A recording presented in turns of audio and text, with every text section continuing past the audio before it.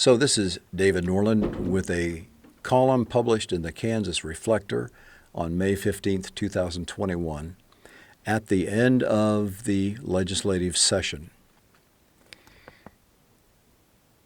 Kansans are stereotyped as people growing wheat and dodging tornadoes. Despite Kansas' vaunted reputation as wheat farmer to the world, however, darn few people actually grow wheat these days. Dozens of rural Kansas counties now average less than 10 people per square mile, while towns like the one I grew up in are shadowed skeletons of their former selves. Tornadoes are certainly still dangerous, but the most dangerous months for Kansas are not during tornado season, but in the legislative session. A blinding, damn the torpedoes, full speed ahead, wind force gale has blown under the dome, not out on the prairie. The legislature, however, contains some thoughtful, caring folks. How can we explain, then, its piling onto rather than relieving the travails of Kansas' needy citizens, both rural and urban? Well, a narrowly focused answer would spotlight a few Solon tropes, a slight play on the name of Gene Solentrope, of disdainful individual legislators. One such legislator in his role as substitute teacher has even declared his open channel to God's revelation, in which allegedly he was permitted to kick a student in the groin. Such self-important declarations of omniscience and omnipotence are self-inflicted wounds, not only on them, but their constituents. A wider-focused answer sees the greater damage done. Individual misbehaviors pale in comparison to hammer-blow legislation done beneath the dome daily. Unhinged off-duty actions are tabby curtain-climbing kittens compared to the on-duty lion that's escaped the zoo. How do we explain such collective irresponsibility? Well, it's power. It's poverty. A poverty of dollars, of course, but also of imagination and especially of humility. Poverty has been on full display for some time in scattered shells of small hometowns like mine. For that reason, many escaped to more prosperous large towns, smaller suburbs, and mid-sized cities. Urban centers comprised 71% of the population in 2000, up from 52% in 1950. But this poverty is not so easily escaped.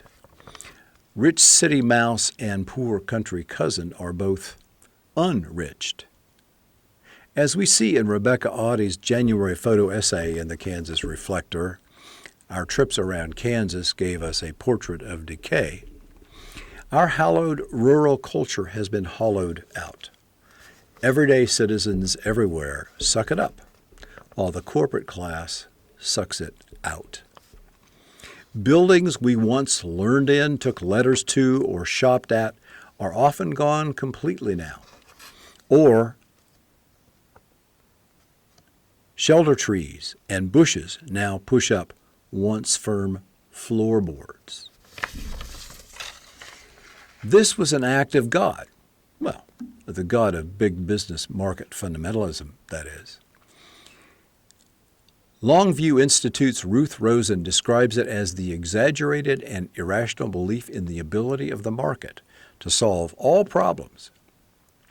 Its simple and simplistic gospel is, if they'd worked hard enough, they'd have money. But they didn't, so they don't. To regard oneself as self-made and self-sufficient exerts a powerful attraction because it is empowering, wrote Michael Sandel in The Tyranny of Merit.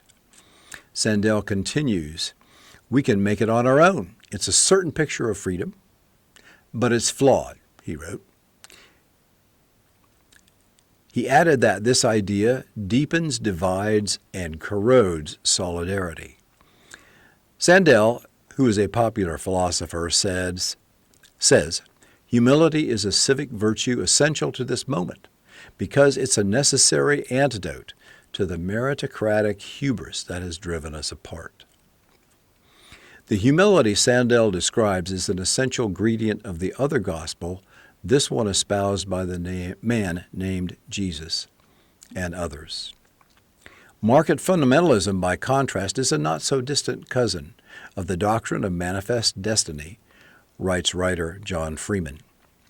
Where manifest destiny, quote, called on early American citizens and settlers to claim their right to land and depended on the notion that white Americans are morally superior, that these white Americans had a mission to spread our institutions as far across the continent as possible, writes Freeman.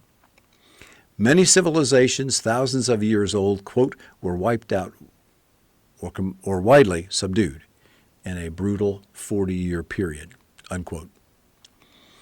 Anyone outside our closely drawn circles of wagons is therefore rendered invisible. We can all be infected by this delusion, but the unmasked party in power seems to have a pandemic of this virus loose in their ranks. As Dinah Sykes, the Senate Minority Leader, said of the anti-trans Sports Fairness for Fragile Female Athletes bill, the extremists pushing this legislation are so clouded by their own self-righteousness that they cannot see the long-term consequences this legislation will have on our state. The Republican meritocracy are very uncomfortable with government overreach when it might take their money.